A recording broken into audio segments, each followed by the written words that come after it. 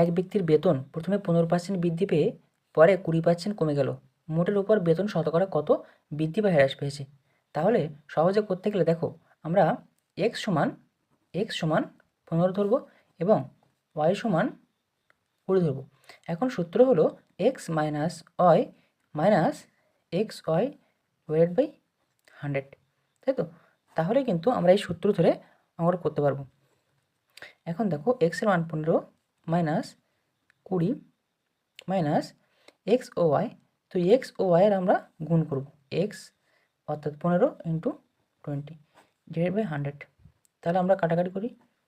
এখানে দেখো 5 দুগুণে 10, 5 তিনে 15, 2 2 কাটা গেল, তাহলে পড়ে থাকবে 3। তাহলে 15 মাইনাস 20 আর এদিকে 3, তাহলে মাইনাস সাইন আছে, তাহলে হবে 23, তাহলে হবে -8%, অর্থাৎ বেতন হ্রাস নির্দেশ করছে।